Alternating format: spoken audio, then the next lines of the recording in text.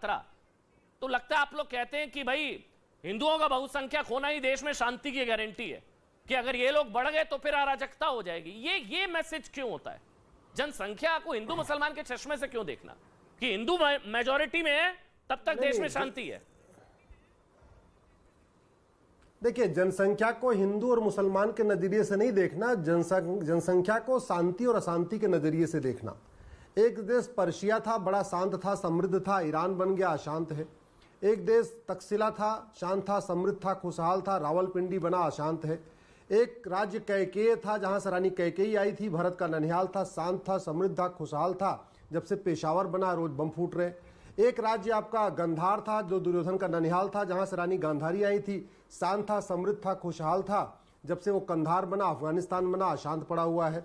इसी तरीके से आपका तुर्की अशांत है, यमन अशांत है, कांगो अशांत है, ईरान अशांत है, इराक अशांत है, सूडान अशांत है, इजिप्ट अशांत है, सीरिया अशांत है, बांग्लादेश अशांत है, फिलीपींस अशांत है, पाकिस्तान अशांत है, नाइजीरिया अशांत है, उज्बेकिस्तान अशांत है, अफगानिस्तान अशांत है। हाँ, बहुत स्वाभाविक सी बात है। 1400 साल पहले जिन सब ये मैं आपको जिन राज्यों का नाम, देशों का नाम बताया, एक्चुअल में इनके नाम ही अलग थे। अभी लगभग 55 देश ऐसे हैं जहां पे उनके नाम भी नहीं बचे। यानी आपको दुनिया के नक्शे में गंधार देश नहीं मिलेगा, अफगानिस्तान मिलेगा।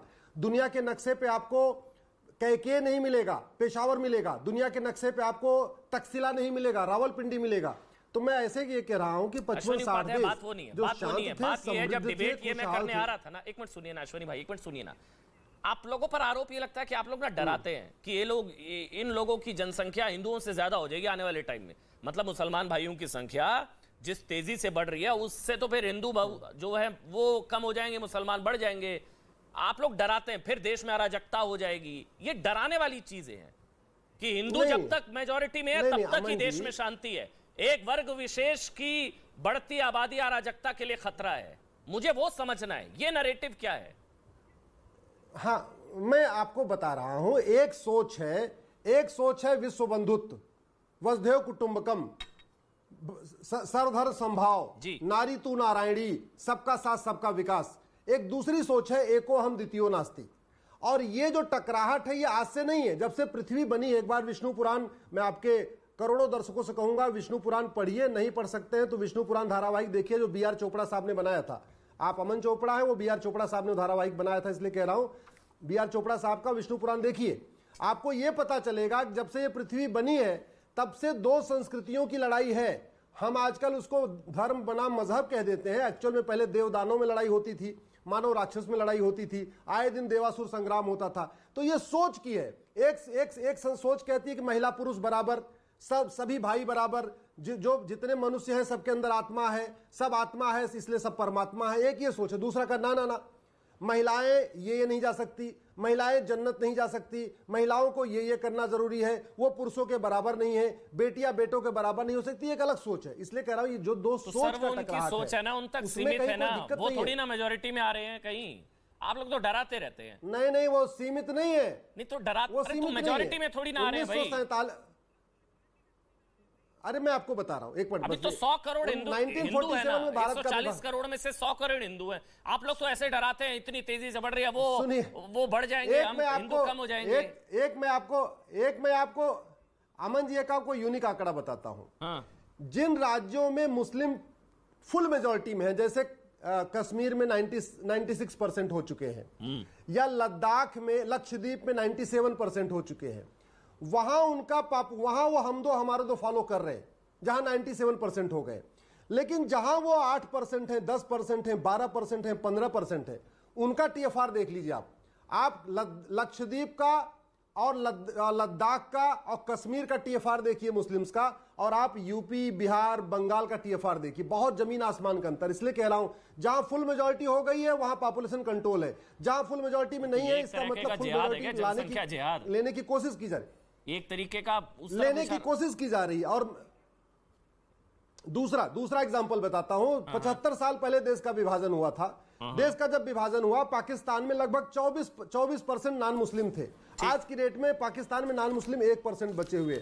ऐसा नहीं है कि जो नॉन मुस्लिम थे वो नपुंसक थे, या नॉन मुस्लिम बहन बेटियां बाज थी, उनके बच्चे नहीं हुए, सब कुछ हुआ। लेकिन क्या हुआ, खत्म हो गए, क्योंकि सोच आ गई एको हम द्वितीयो नास्ति। दूसरा यहाँ भारत में क्या हुआ, चूंकि भारत में जो मेजॉरिटी कम्युनिटी हिंदू थी वो सर्वधर्म समभाव वसुधैव कुटुंबकम भाईचारा, जितनी भी स्पीड हो जाए तो यहाँ 90% से, यहाँ तो मुस्लिम महिलाओं में प्रजनन दर में कमी आई है, बल्कि मुस्लिम महिलाओं में प्रजनन दर में सबसे रिकॉर्ड कमी आई है, 2.36 हो गया है। हाँ, ये 2.62 से 2.36 कमी।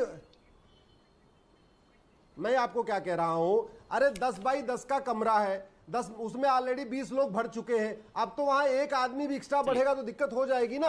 आप जरा समझिए, हमारे पास जमीन दुनिया की 2% है, 1 मिनट में कंप्लीट कर रहा हूं, जमीन 2% है, पानी 4% है, दुनिया की 20% आबादी रह रही है, अब यहाँ 20% पहले से रह रही है, तो यहाँ एक मतलब थोड़ा सा भी एक्स्ट्रा होना मुझे लगता है ठीक है, थोड़ा सा भी एक्स्ट्रा होगा, ठीक है। अनुराग भदौरिया, अखिलेश यादव जी का स्टेटमेंट आया, उन्होंने कहा कि आबादी से अराजकता नहीं, लोकतांत्रिक मूल्यों की बर्बादी से। तो क्या जनसंख्या नियंत्रण लोकतांत्रिक मूल्यों के खिलाफ है? मेरा सवाल सीधा है। अब मुझे कितने मिनट बोलने दिया जाएगा? 10 मिनट तक बोले हैं भारतीय जनता पार्टी के सपोर्टर, तो मुझे तो कम से कम 5 मिनट तो देंगे कि नहीं देंगे? सर आप पॉइंट में आने में 10 मिनट लगा देते हैं ना। नहीं पॉइंट नहीं है, मैं बोल रहा हूँ। चल बोलिए। देखिए सवाल ये है, इस देश के अंदर आपके लोकसभा में कितने एमपी हैं? आपके लोकसभा में कितने एमपी हैं? उस रेशियो में बोलिए। लोगों को क्यों बुलाते हो भाई? चलिए बोलिए। इनको तमीज नहीं है, डिबेट कैसे की जाती है? आपके बीच में नहीं बोला मैं। मैं इस देश के अंदर में समस्या बढ़ती हुई जनसंख्या भी है, समस्या बढ़ती हुई बेरोजगारी भी है, समस्या बढ़ती हुई महंगाई भी है, और बढ़ती हुई जिस तरह का लोकतंत्र पे हमला होता है वो भी इस देश की बहुत बड़ी समस्या है। आप कह रहे हो कि देश, एक मुख्यमंत्री खड़ा होके कह रहा है कि भाई यहाँ पे एक विशेष वर्ग, अरे भाई जनसंख्या समस्या है, उस समस्या के समाधान के लिए आपने कब मीटिंग बुलाई है, कब बैठक बुलाई है, कब आपने चर्चा की? आई बैठ के चर्चा करते हैं, और आप वर्ग विशेष को ऐड करके क्या करना चाहते हैं? इसके मतलब किसी जाति के बारे में बात कर रहे हैं क्या? किसी धर्म के बारे में बात कर रहे हैं क्या? अरे उत्तर प्रदेश में सभी जाति धर्म के लोग रहते हैं और सभी आपस में भाई भाई हैं। सुन लो मुख्यमंत्री जी, और सुन ले भारतीय जनता पार्टी के सपोर्टर, इस देश उत्तर प्रदेश में हिंदू, मुस्लिम, सिख, ईसाई, अगड़े पिछड़े सभी जाति धर्म के लोग एक साथ हैं। आपकी समस्या है कि एक साथ क्यों है? आप चाहते हो कि डिवाइड एंड रूल हो जाए, इस तरह की भाषा का इस्तेमाल करते हो। आप इसकी समस्या का समाधान की बात नहीं करते हो, इसलिए आप कहना चाहते हो कि बढ़ती जनसंख्या अराजकता बन जाएगी। इसके मतलब आपकी कानून व्यवस्था फेल है। आप ये कहना चाहते हो कि मेरे पास पुलिस सिस्टम जो आपका फ्लॉप हुआ है लगातार, ये इसकी वजह है। आप चाहते हैं यार रोजगार आप नहीं दे पा रहे हो, अराजकता है। नहीं मैं अपनी पूरी बात कह लूं, आप जब चुनाव में यहाँ पे जब चुनाव में घूम के वोट मांग रहे थे तो आपने एक बार भी बोला उत्तर प्रदेश के मुख्यमंत्री ने, तो उत्तर प्रदेश में जनसंख्या ज्यादा, इसलिए मैं रोजगार नहीं दे पाऊंगा, इसलिए मैं रोड व्यवस्था नहीं कर पाऊंगा, आप समझे नहीं टॉपिक। अनुराग भाई आप समझे नहीं, मुझे नहीं पता। अनुराग भाई हरे करते, तब तो आप कह रहे थे अनुराग भाई शायद, अनुराग भाई अनुराग की बात करने लगे। नहीं अनुराग आप समझे नहीं। अनुराग जनसंख्या के मुझे नहीं पता, ये हरे कुर्ते की मजबूरी है, जनसंख्या नियंत्रण का विरोध जरूरी है। बढ़ती बेरोजगारी मुझे नहीं पता, एक मिनट रुकिए, बात नहीं करना चाहते। ये हरे कुर्ते की मजबूरी है, जनसंख्या नियंत्रण का विरोध जरूरी है। मेरे को बस बताइए, साफ नहीं है। मुझे बताइए अनुराग, जनसंख्या नियंत्रण से समाज में दरार कैसे पैदा होती है? कैसे? वही मैं कह, जनसंख्या, मैं आपसे बता रहा हूँ। नहीं आप बताइए, किसने बोला कि जनसंख्या के नियंत्रण से समाज में दरार पैदा होती है? आप तो कह रहे हैं हिंदू मुसलमान भाई भाई हैं, हम भाई भाई हैं, हम बटेंगे नहीं, डिवाइड एंड रूल, ये सब कहां से आ गया?